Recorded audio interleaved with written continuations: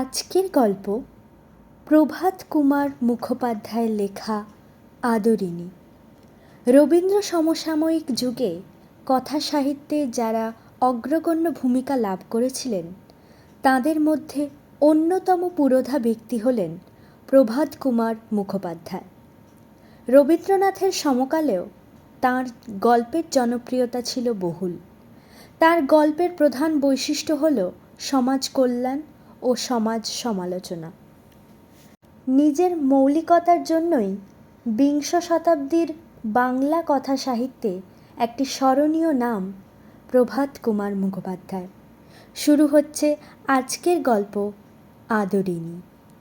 কণ্ঠে গৌতম ও সংহিতা। পাড়ার নগেন ডাক্তার আর জুনিয়র উকিল কুঞ্জবিহারী বাবু বিকেলে পান চিবাইতে চিবাইতে হাতের ছড়ি দুলাইতে দুলাইতে জয়রাম মুক্তারের নিকট আসিলেন। বলিলেন, মুখুজ্জেমশাই, পীরগঞ্জের বাবুদের বাড়ি থেকে আমরা নিমন্ত্রণ পেয়েছি। এই সোমবার দিন মেজবাবুর মেয়ের বিয়ে। শুনছি নাকি ভারী ধুমধাম হবে। বেনারস থেকে বাই আসছে, কলকাতা থেকে খ্যামটা। তা আপনি নিমন্ত্রণ পেয়েছেন কি? মোক্তার মহাশয় তার বৈঠকখানার বারান্দায় বেঞ্চিতে বসিয়া হুঁকো হাতে করিয়া তামাক খাইতেছিলেন। আগন্তুকগণের প্রশ্ন শুনিয়া হুঁকোটি নামাইয়া ধরিয়া একটু উত্তেজিত স্বরে বলিলেন, কিরকম কিরকম শুনি? আমি নিমন্ত্রণ পাব না? জানো, আমি আজ 20 বছর ধরে ওদের এস্টেটের বাঁধা মোক্তার। আমাকে বাদ দিয়ে তারা তোমাদের নিমন্ত্রণ করবে, এইটি কিভাবে সম্ভব তোমরা মনে করো? জয়রাম মুখোপাধ্যায়কে ইহারা বেশ চিনিতেন, সকলেই চেনে। অতি অল্প কারণে তাহার তীব্র অভিমান উপস্থিত হয়, অথচ হৃদয়খানি স্নেহে আর বন্ধুবাৎসল্যে কুসুমের মতো কোমল। ইহা যে তাহার সঙ্গে কিছুদিন মিশিয়াছে সেই বুঝিতে পারিয়াছে। উকিলবাবু তাড়াতাড়ি বলিলেন, আরে না না, সে কথা নয়, সে কথা নয়।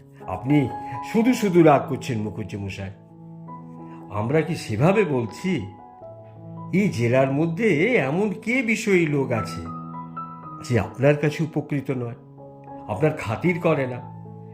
আমাদের জিজ্ঞাসা করবার তাৎপর্য এই, আপনি সেদিন পীরগঞ্জে যাবেন কি না এটা জানা।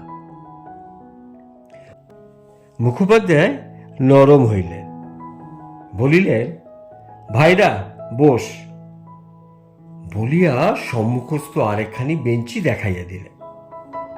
উভয়ই উপবেশন করিলে বলিলেন, পীরগঞ্জে গিয়ে নিমন্ত্রণ রক্ষা করা আমার পক্ষে একটু কঠিন বটে। সোম মঙ্গল দুটো দিন কাছারি কামাই হয়, অথচ না গেলে তারা আবার ভারী দুঃখিত হবে। আচ্ছা, তোমরা যাচ্ছ তো? নগেন্দ্রবাবু বলিলেন, যাবার তো খুবই ইচ্ছে, কিন্তু অত দূর যাওয়া তো সোজা নয়। গরুর গাড়ি যেতে আসতে হলে সেও তো হাতে 2 দিন সময় নিয়ে বেরোতে হবে। ঘোড়ার গাড়ির পথও নেই। তা যে পালকি করে যাব সেও জোগাড় করা বড় মুশকিল ব্যাপার। তাই দুজনে পরামর্শ করলুম, যাই মুখুজ্জেমশাইকে গিয়ে জিজ্ঞাসা করি। যদি তিনি যান তাহলে নিশ্চয়ই রাজবাড়ি থেকে একটা হাতি টাতি আনিয়ে নেবেন, আর আমরা দুজনেও তার সঙ্গে সেই হাতিতে চড়ে দিব্যি আরামে যেতে পারব। মুক্তার মহাশয় স্মিত মুখে বলিলেন, ও এই কথা, তার জন্য আর ভাবনা কি আছে? মহারাজ নরেশচন্দ্র তো আমার আজকের মক্কেল নন, ওর বাপের আমল থেকে আমি ওদের মোক্তার। আমি কাল সকালে রাজবাড়িতে চিঠি লিখে পাঠাচ্ছি, সন্ধে নাগাদ হাতি এসে যাবে এখানে। কুঞ্জবাবু কহিলেন, দেখলে ডাক্তার, আমি তো বলেইছিলাম, অত ভাবছ কেন? মুখুজ্জে মহাশয়ের কাছে গেলে একটা না একটা উপায় হয়ে যাবে। তা মুখুজ্জি মশাই, আপনাকেও কিন্তু আমাদের সঙ্গে যেতে হবে, না গেলে ছাড়ছি না। যাব, হ্যাঁ যাব, যাব বই কি ভাইয়া, আমিও যাব। তবে আমার তো আর ওই পাই আর খ্যামটা শোনবার বয়স নেই। আমি ওই মাথায় এক পজ্ঞ পাগড়ি বেঁধে এক থেলো হুঁকো হাতে করে লোকজনকে অভ্যর্থনা করব। কে খেলো কি খেলো না এসবের তদারকি করব। আর তোমরা বসে বসে শুনবে, মুঝে প্যালা ভর দে। পরদিন রবিবার। এদিন প্রভাতে আহ্নিক পূজাটা মুখুজ্জি মহাশয় একটু ঘটা করেই করিলেন। বেলা ৯টার সময় পুজো সমাপন করিয়া জল যুগান্তে বৈঠকখানায় আসিয়া বসিলেন। অনেকগুলি মক্কেল উপস্থিত ছিল। তাহাদের সহিত কথাবার্তা বলিতে লাগিলেন। হঠাৎ সেই হাতির কথা মনে পড়িল। তৎক্ষণাৎ কাগজ কলম লইয়া চশমাটি পরিয়া প্রবল প্রতাপান্বিত শ্রীল শ্রী নরেশচন্দ্র রায়চৌধুরী বাহাদুর আশ্রিত জন প্রতিপালকেশু পাঠ লিখিয়া ২-৩ জন্য একটি সুশীল ও সুবোধ হস্তি প্রার্থনা করিয়া পত্র লিখিলেন। পূর্বেও আবশ্যক হইলে তিনি কতবার এইরূপে মহারাজের হস্তি আনাইয়া লইয়াছেন। একজন ভৃত্যকে ডাকিয়া পত্রখানি লইয়া যাইতে আজ্ঞা দিয়া মোক্তার মহাশয় আবার মক্কেলগণের সহিত কথোপকথনে প্রবৃত্ত হইলেন। শ্রীযুক্ত জয়রাম মুখোপাধ্যায়ের বয়স এখন ৫০ পার হইয়াছে। মানুষটি লম্বা ছাড়ের, রংটি আরেকটু পরিষ্কার হইলে গৌরবর্ণই বলা যাইত। গোপগুলি মোটা মোটা, বেশ মোটা কাঁচা পাকায় মিশ্রিত। মাথার সম্মুখ ভাগে টাক আছে। চক্ষু দুইটি বড় বড়, ভাষা ভাষা। তাহার হৃদয়ের কোমলতা যেন হৃদয় ছাপাইয়া ওই চক্ষু দুইটি দিয়া উছিলিয়া পড়িতেছে। ইহার আদিবাস যশোর জেলায়। এখন যেখানে তিনি মোক্তারি করছেন, তখন এদিকে রেলের কোনো যোগাযোগ ছিল না। পদ্মা পার হইয়া কতক নৌকা পথে, কতক গরুর গাড়িতে, কতক বা পদব্রজে আসিতে হইয়াছিল। সঙ্গে ছিল কেবলমাত্র একটি ক্যানভিসের ব্যাগ আর একটি পিতলের ঘটি। সহায় সম্পত্তি কিছুই ছিল না। মাসিক ১৩ শিকায় একটা বাসা ভাড়া লইয়া নিজ হাতে রাঁধিয়া খাইয়া মোক্তারি ব্যবসা আরম্ভ করিয়া দেন।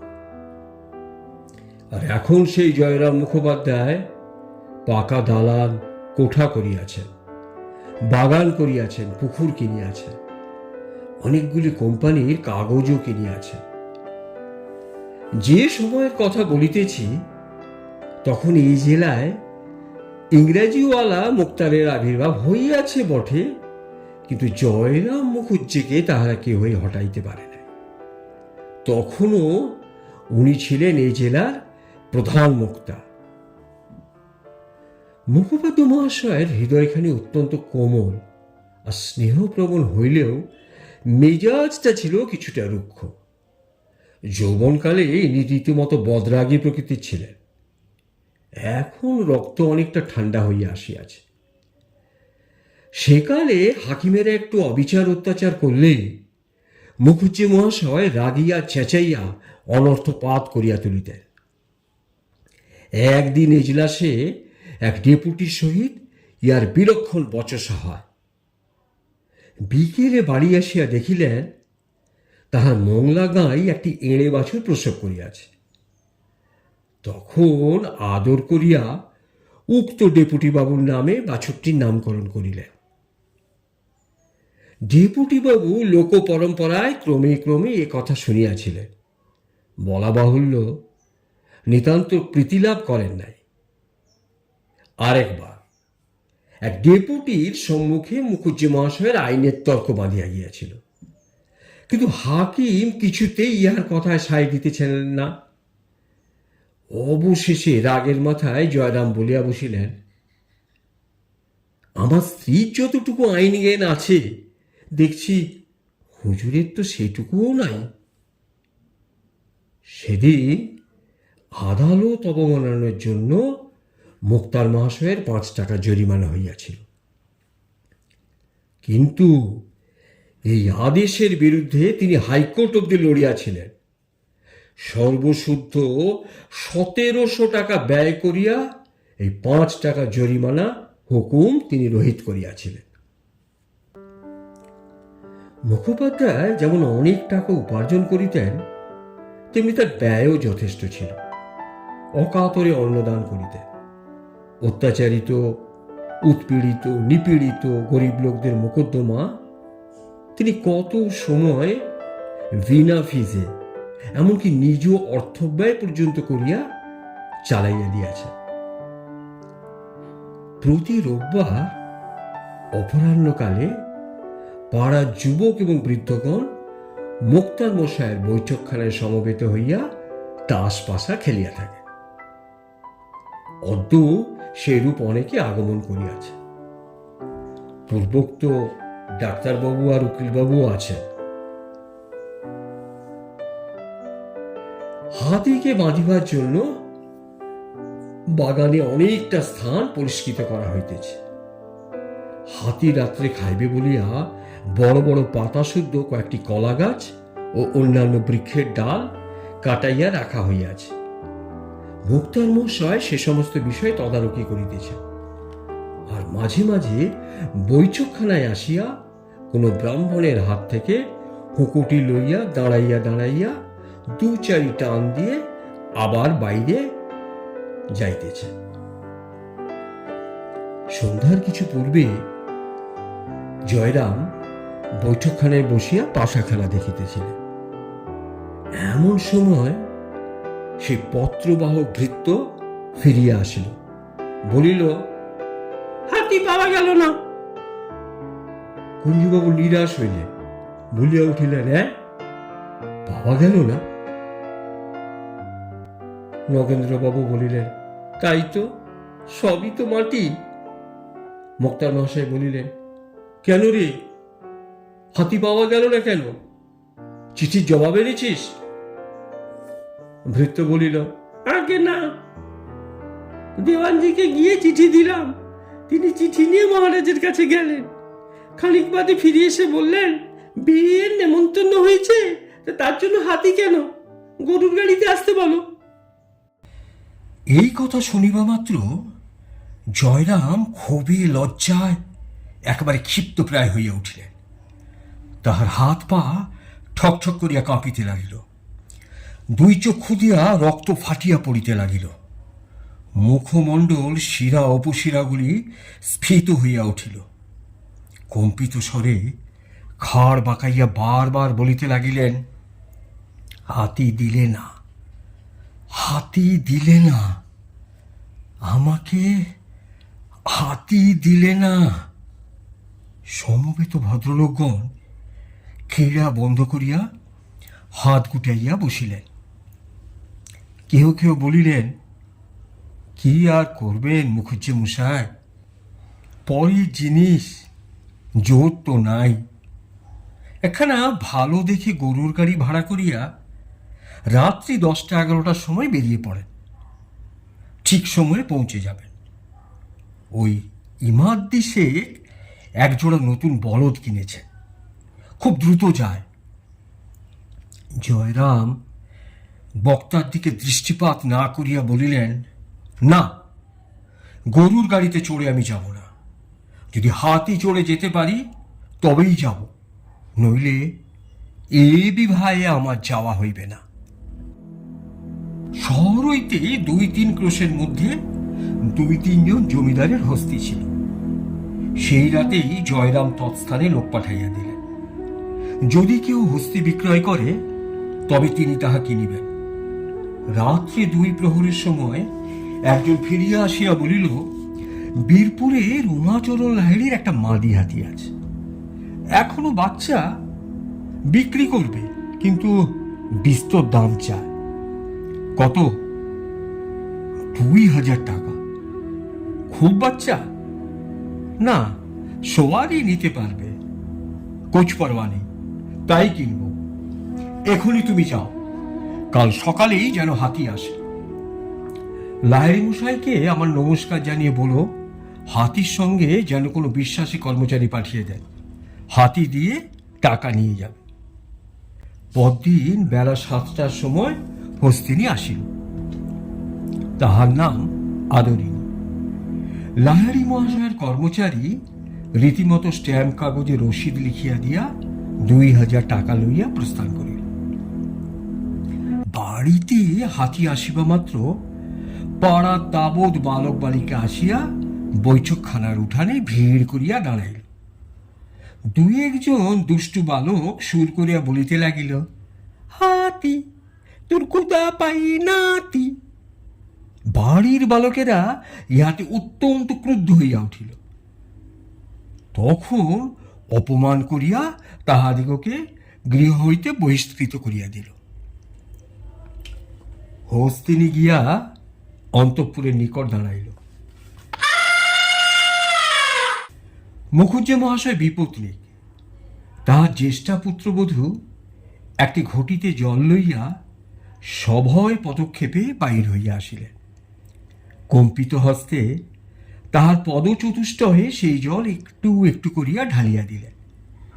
মাহুতের ইঙ্গিতানুসারে আদরিনী তখন জানু পাতিয়া বসিল। বড়বধূ তৈল ও সিঁদুর তাহার ললাটে মাখাইয়া রাঙা করিয়া দিলেন। ঘন ঘন শঙ্খধ্বনি হইতে লাগিল। আবার দাঁড়াইয়া উঠিলে একটি ধামায় ভরিয়া আলু, চাল, কলা ও অন্যান্য মাঙ্গলদ্রব্য তাহার সম্মুখে রক্ষিত হইল। সুর দিয়া তুলিয়া তুলিয়া কতক সে খাইল, অধিকাংশই ছড়াইয়া ছিটিয়া দিল। এইরূপে বরণ সম্পন্ন হইলে রাজহস্তির জন্য সংগৃহীত সেই কদলীকণ্ড এবং বৃক্ষ শাখা আদরিনী ভোজন করিতে লাগিল। নিমন্ত্রণ রক্ষা করিয়া পীরগঞ্জ হইতে ফিরিবার পরদিন বিকেলেই মহারাজ নরেশচন্দ্রের সহিত মুখোপাধ্য মহাশয় সাক্ষাৎ করিতে গেলেন। বলা বাহুল্য, হস্তিপীঠে আরোহণ করিয়াই গেলেন। মহারাজের দ্বিতল বৈঠকখানার নিম্নে বিস্তৃত প্রাঙ্গণ, অপর প্রান্তে প্রবেশের সিংহদ্বার। বৈঠকখানায় বসিয়া সমস্ত প্রাঙ্গণ ও সিংহদ্বারের বাইরের অনেক দূর অবধি মহারাজের দৃষ্টিগোচর হইয়া থাকে। রাজ সমীপে উপনীত হইয়া মুখোপাধ্য মহাশয় তাকে আশীর্বাদ করিয়া আসন গ্রহণ করিলেন। মোকদ্দমা ও বিষয় সংক্রান্ত 2-4 কথা হইবার পর মহারাজ জিজ্ঞাসা করিলেন, মুখুজ্জে মশাই, ও হাতিটি কার? মুখুজ্জে মহাশয় বিনীতভাবে বলিলেন, আগে হুজুর বাহাদুরেরই হাতি। মহারাজ বিস্মিত হইয়া বলিলেন, আমার হাতি? কই, ও হাতি তো কোনোদিনও আমি দেখিনি। কোথা থেকে এলো? আগে বীরপুরের উমাচরণ লাহিড়ীর কাছ থেকে কিনেছি। অধিকতর বিস্মিত হইয়া রাজা বলিলেন, আপনি কিনেছেন? আজ্ঞে আজ্ঞে হ্যাঁ। তবে যে বললেন আমার হাতি, বিনয় কিংবা শ্লেষ ঠিক বোঝা গেল না। একটু মৃদু হাস্য করিয়া জয়রাম কহিলেন, যখন হুজুর বাহাদুরের দ্বারাই প্রতিপালন হচ্ছি আমি যখন আপনার, তখন ও হাতি আপনার বই আর কার। সন্ধ্যার পর গৃহে ফিরিয়া বৈঠকখানায় বসিয়া সমবেত বন্ধুমণ্ডলীর নিকট মুখোপাধ্যায় এই কাহিনী সবিস্তারে বিবৃত করিলেন। উল্লিখিত ঘটনার পর সুদীর্ঘ 5টি বৎসর অতীত হইয়াছে।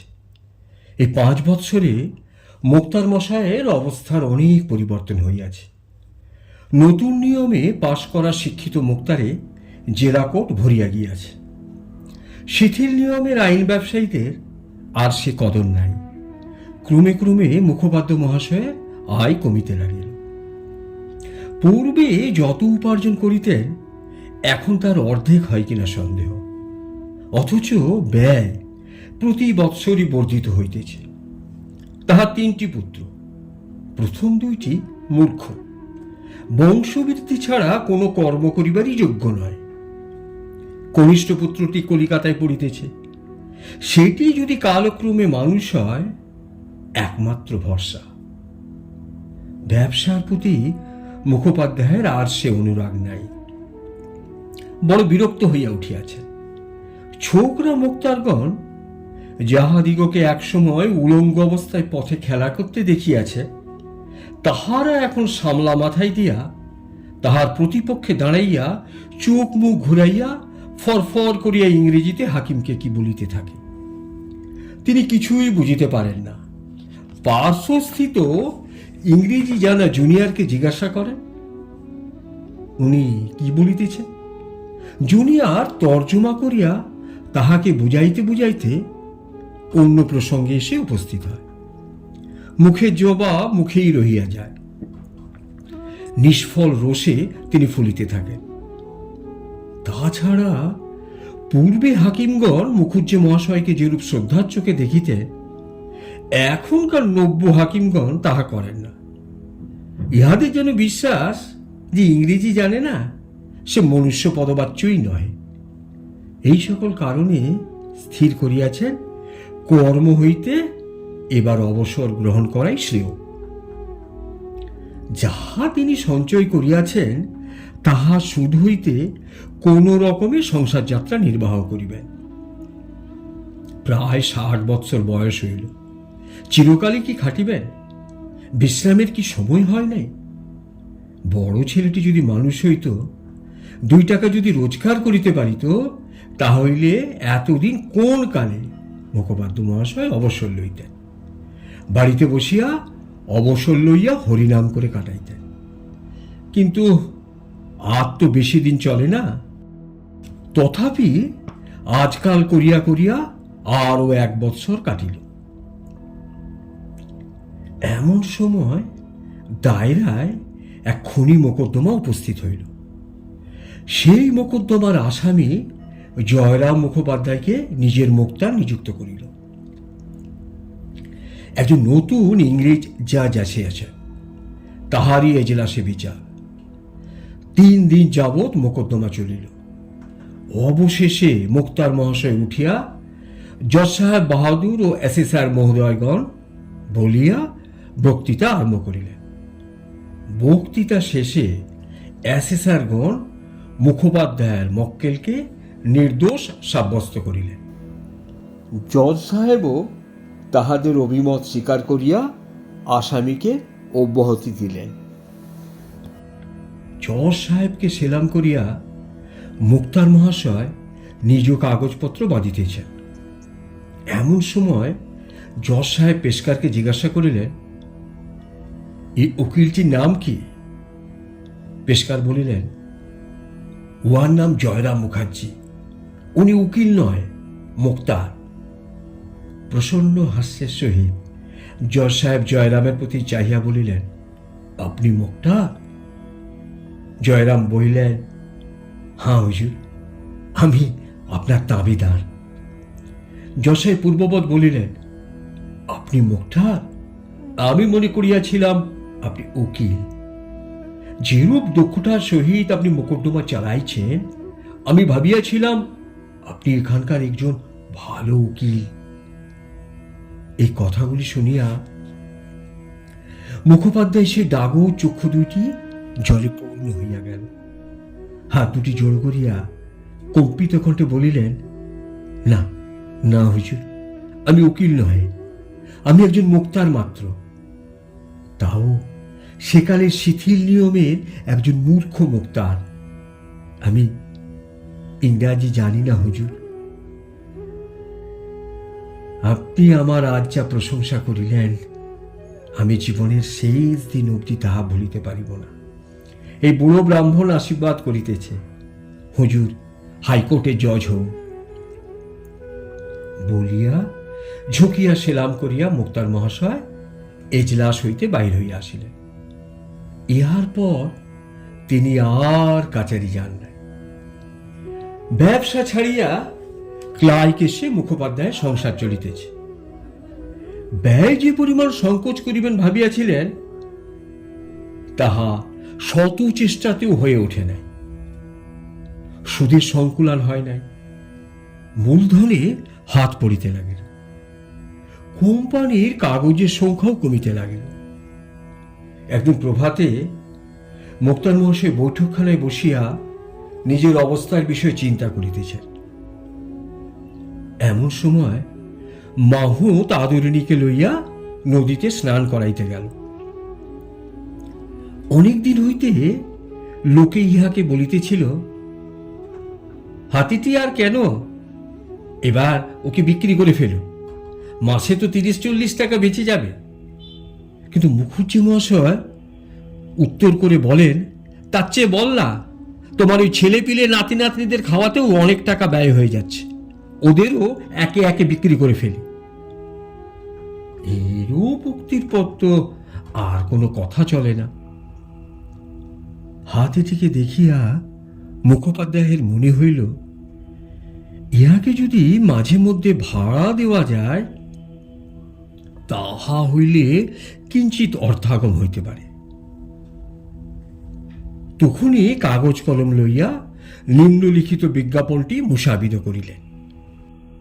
বিবাহের শোভাযাত্রা, দূর দূরান্তে গমনাগমন প্রভৃতি কার্যের জন্য নিম্ন স্বাক্ষরকারীর আদরিণী নাম্নী হস্তিটি ভাড়া দেওয়া যাইবে। ভাড়া প্রতি রোজ 3 টাকা মাত্র। হস্তিনীর খোরাকি 1 টাকা, মাহুতের খোরাকি 1 টাকা। যাহার আবশ্যক হইবে নিম্ন ঠিকানায় তত্ত্ব লইবে। শ্রী জয়রাম মুখোপাধ্যায়, মুক্তা, চৌধুরীপাড়া। এই বিজ্ঞাপনটি ছাপাইয়া শহরের প্রত্যেক ল্যাম্পপোস্টে, পথিপার্শ্বস্থ বৃক্ষকাণ্ডে এবং অন্যান্য প্রকাশ্য স্থানে আঁটিয়া দেওয়া হইল। বিজ্ঞাপনের ফলে মাঝে মাঝে লোকে হস্তি ভাড়া লইতে আসিল বটে, কিন্তু তাহাতে 15-20 টাকার বেশি আয় হইল না। মুখোপাধ্যায়ের জ্যেষ্ঠ পুত্রটি পীড়িত হইয়া পড়িল। তাহার জন্য ডাক্তার খরচ, ওষুধ পথ্যাদির খরচ প্রতিদিন 5-7 টাকার কমে নির্বাহ হয় না। মাসখানেক পরে বালকটি যৎকিঞ্চিৎ আরোগ্য লাভ করিল। বড় বধূ মেজবধূ উভয়ই অন্তঃসত্ত্বা। কয়েক মাস পরেই আরও 2টি জীবের অন্য সংস্থান করিতে হইবে। এদিকে জ্যেষ্ঠ পুত্রী কল্যাণী 12 বর্ষে পদার্পণ করিয়াছে। দেখিতে দেখিতে যেরূপ ডাগর হইয়া উঠিতেছে, শীঘ্রই তাহার বিবাহ না দিলে নয়।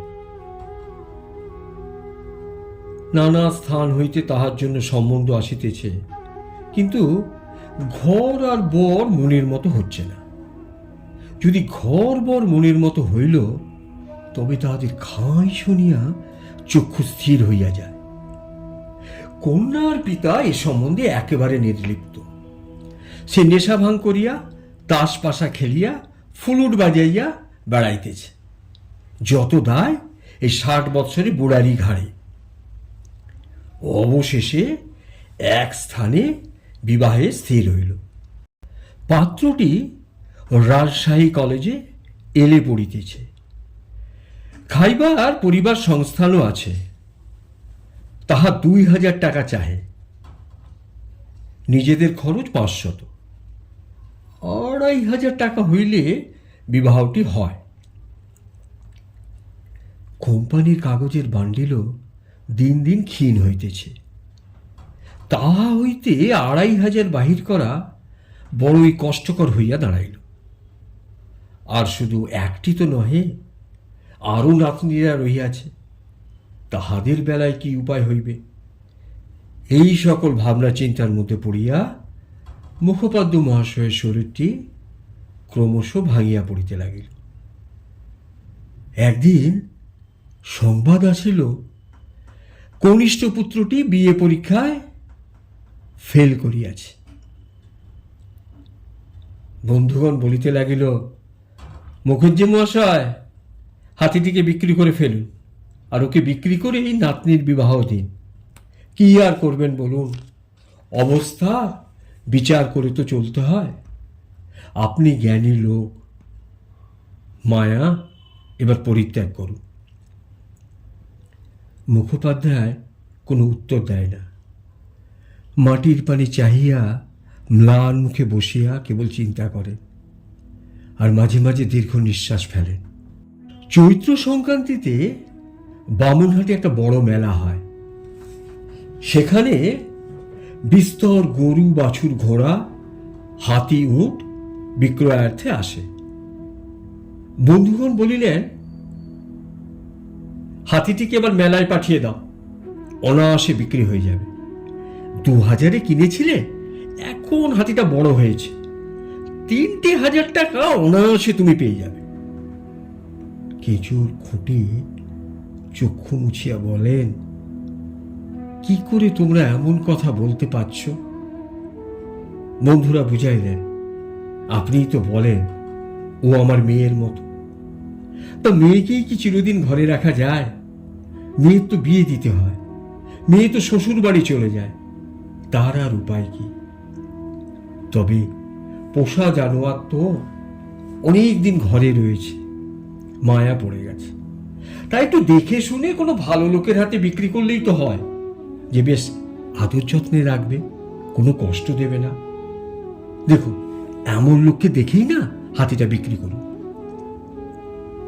ভাবিয়া চিন্তায় জয়রাম বলিলেন, তোমরা সবাই যখন বলছে তবে তাই হোক, দাও, ওকে মেলায় পাঠিয়ে দাও। একজন ভালো খদ্দের ঠিক করো, তাতে দাম যদি 200-500 টাকা কমও হয় তাও সই। মেলাটি চৈত্র সংক্রান্তির প্রায় 15 দিন পূর্বে আরম্ভ হয়, তবে শেষের 4-5 দিনই জমজমাটি বেশি। সংক্রান্তির 1 সপ্তাহ পূর্বে যাত্রা স্থির হইয়াছে। মাহাত্ম যাইবেই, মুখোপাধ্য মহাশয়ের মধ্যম পুত্রটিও সঙ্গে যাইবে। যাত্রার দিন প্রত্যুষে মুখোপাধ্যায় গাত্রোত্থান করিলেন। যাইবার পূর্বে হস্তি ভোজন করাইতেছেন। বাটির মেয়েরা, বালক বালিকাগণ সজল নেত্রে বাগানে হস্তির কাছে দাঁড়াইয়া, খড়ম পায়ে দিয়া মুখোপাধ্য মহাশয় সেখানে গিয়ে দাঁড়াইলেন।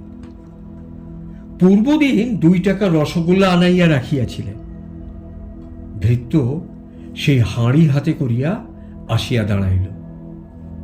ডালপালা প্রভৃতি মামুলি খাদ্য শেষ হইলে মুখোপাধ্য মহাশয় স্বহস্তে মুঠা মুঠা করিয়া সেই রসগোল্লা হস্তিনীকে খাওয়ালেন। শেষে তার গলার নিচে হাত বুলাইতে বুলাইতে ভগ্ন কণ্ঠে বলিলেন, আদর, যাও মা যাও, বামুনহাটের মেলাটা দেখে এসো। প্রাণ ধরিয়া বিদায় বাণী উচ্চারণ করিতে পারিলেন না। উদ্বেল দুঃখে এই ছলনাটকুর আশ্রয় লইলেন। কল্যাণীর বিবাহের সমস্ত কথাবার্তা পাকা হইয়া গিয়াছে। 10ই জ্যৈষ্ঠ শুভ কার্যের দিন স্থির হইয়াছে। বৈশাখ পড়িলেই উভয় পক্ষের আশীর্বাদ হইবে। হস্তি বিক্রয়ের টাকাটা আসিলেই গহনা গড়াইতে দেওয়া হইবে। কিন্তু পয়লা বৈশাখ সন্ধেবেলায় মশমশ করিয়া আদরিনী ঘরে ফিরিয়া আসিল। বিক্রয় হয় নাই, উপযুক্ত মূল্য দিবার খরিদ্দার জোটে নাই। আদরিনীকে ফিরিতে দেখিয়া বাড়িতে আনন্দ কোলাহল পড়িয়া গেল। বিক্রয় হয় নাই বলিয়া কাহারও কোনো খেদের চিহ্ন নাই, যেন হারাধন ফিরিয়া গিয়াছে সকলেরই আচরণে সেইরূপ মনে হইতে লাগিল। বাড়ির লোক বলিতে লাগিল, আহা আহা, আদর রোগা হয়েছে রে, বোধহয় এ কদিন সেখানে ভালো করে খেতে পায়নি, ওকে দিন কতক এখন বেশ করে খাওয়াতে হবে। আনন্দের প্রথম উচ্ছ্বাস অপনীত হইলে পরদিন প্রতিবেশী বন্ধুগণ আবার বৈঠকখানায় সমবেত হইলে। অত বড় মেলায় ভালো হাতির খরিদ্দার কেন জুটিল না, তাহা লইয়া বিস্তর আলোচনা হইতে লাগিল। একজন বলিলেন, ওই যে মুখুজ্জে মশাই বলিলেন, আদর, যাও মা, মেলা দেখে এসো। তাই তো বিক্রি হলো না। উনি তো আর আজকালকার মুরগিখোর ব্রাহ্মণ নন, ওর মুখ দিয়ে ব্রহ্মবাক্য বেরিয়েছে, সেই কথা তো নিষ্ফল হবার জো নাই। কথায় বলে না, ব্রহ্মবাক্য বেদ বাক্য। বামুনহাটের মেলা ভাঙিয়া সেখান হইতে আরও 10 ক্রোশ উত্তরে রসুলগঞ্জে সপ্তাহব্যাপী আরও একটা মেলা হয়। যে সকল গো-মহিষাদি বামুনহাটে বিক্রয় হয় নাই, সেসব রসুলগঞ্জে গিয়া জমে। সেখানেই আদরিণীকে পাঠাইবার পরামর্শ হইল। আজ আবার আদরিণী মেলায় যাইবে। আজ আর বৃদ্ধ তাহার কাছে গিয়া বিদায় সম্ভাষণ করিতে পারিলেন না। রীতিমতো আহারাদির পর আদরিণী বাহির হইয়া গেল। মুখোপাধ্যায় শুইয়াছিলেন, উঠিয়া বসিলেন। কল্যাণী আসিয়া বলিল, দাদামশাই, আদর যাবার সময় কাঁদছিল। কি বললি? কাঁদছিল? হ্যাঁ দাদামশাই, যাবার সময় তার চোখ দিয়ে টপ টপ করে জল পড়তে লাগলো। আবার ভূমিতে পড়িয়া দীর্ঘ নিঃশ্বাসের সহিত বলিতে লাগিলেন, জানতে পেরেছে ওরা অন্তর্যামী কিনা। ও যে এ বাড়িতে আর ফিরে আসবে না তাও জানতে পেরেছে। নাতনি চলিয়া গেলে বৃদ্ধ শাস্ত্র নয়নে আপন মনে বলিতে লাগিলেন, যাবার সময় আমি তোর সঙ্গে দেখা করলাম না, সে কি তোকে অনাদর রে? না মা, না, তা নয়। তুই তো অন্তর্যামী, তুই কি আমার মনের কথাটা বুঝতে পারিসনি? খুকিটার বিয়ে হয়ে যায়, তারপর তুই যার ঘরে যাবি তাদের বাড়ি গিয়ে আমি তোকে দেখে আসব। তোর জন্য সন্দেশ নিয়ে যাব, রসগোল্লা নিয়ে যাব। যতদিন বেঁচে থাকবো তোকে কি ভুলে থাকতে পারবো? মাঝে মাঝে গিয়ে তোকে দেখে আসব। তুই কোনো অভিমান করিস না মা। পরদিন বিকেলে একটি চাষি লোক একখানি পত্র আনিয়া মুখোপাধ্য মহাশয়ের হস্তে দিলেন। পত্র পাঠ করিয়াই ব্রাহ্মণের মাথায় যেন বজ্রাঘাত হইল। মধ্যমপুত্র লিখিয়াছে, বাটি হইতে 7 ক্রোশ দূরে আসিয়া কল্য বিকেলে আদরিণী অত্যন্ত পীড়িত হইয়া পড়ে। সে আর পথ চলিতে পারে না। রাস্তার পার্শ্বে একটি আম বাগানে শুইয়া পড়িয়াছে। তাহার পেটে বোধ হয় কোনো বেদনা হইয়াছে। সুরটি উঠাইয়া মাঝে মাঝে কাতর স্বরে আর্তনাদ করিতেছে। মাহুত যথাবিদ্যা সমস্ত রাত্রি চিকিৎসা করিয়াছে, কিন্তু কোনো ফল হয় নাই। বোধ হয় আদরিণী আর বাঁচিবে না। যদি মরিয়া যায় তবে তার শবদেহ প্রথিত করিবার জন্য নিকটই একটু জমি বন্দোবস্ত লইতে হইবে। সুতরাং কর্তা মহাশয়ের অবিলম্বে আসা আবশ্যক। বাড়ির মধ্যে গিয়া উঠোনে পাগলের মতো পায়চারি করিতে লাগিলেন বৃদ্ধ। বলিতে লাগিলেন, আমার গাড়ির ব্যবস্থা করিয়া দাও, আমার গাড়ির ব্যবস্থা করিয়া দাও, আমি এখনই বেরোবো। আদরের অসুখ, সে যন্ত্রণায় ছটপট করছে। আমাকে না দেখতে পেলে সে সুস্থ হবে না। আমি আর দেরি করতে পারবো না। আমার গাড়ির ব্যবস্থা করে দাও। তখনই ঘোড়ার গাড়ির ব্যবস্থা করিতে লোক ছুটিল। বধূরা অনেক কষ্টে বৃদ্ধকে একটু দুগ্ধমাত্র পান করাইতে সমর্থ হইল। ঠিক রাত্রি 10টার সময় গাড়ি ছাড়িল। জ্যেষ্ঠপুত্র সঙ্গে গেলেন। পত্রবাহক সেই চাষি লোকটি কোচ বাক্সে গিয়া বসিল। পরদিন প্রভাতে গন্তব্যস্থানে পৌঁছিয়ে বৃদ্ধ দেখিলেন সমস্ত শেষ হইয়া গিয়াছে। আদরিণী সেই নবজলধর বর্ণ বিশাল দেহখানি আম্র বর্ণের ভিতর পতিত হইয়া রহিয়াছে। তাহা আজ নিশ্চল নিস্পন্দ। বৃদ্ধ ছুটিয়া গিয়া হস্তিনীর শবদেহের নিকট লুটাইয়া পড়িয়া তার মুখের নিকট মুখ রাখিয়া কাঁদিতে কাঁদিতে বারংবার বলিতে লাগিলেন, অভিমান করে চলে গেলি মা, তোকে বিক্রি করতে পাঠিয়েছিলাম বলে অভিমান করে চলে গেলি। এরপর আর 2টি মাস মাত্র মুখোপাধ্য মহাশয় জীবিত ছিলেন। শেষ হলো আজকের গল্প আদরিণী। ধূম্রপান স্বাস্থ্যের পক্ষে ক্ষতিকারক। গল্পটি ভালো লাগলে লাইক, শেয়ার ও সাবস্ক্রাইব করে চ্যানেলটির পাশে থাকবেন।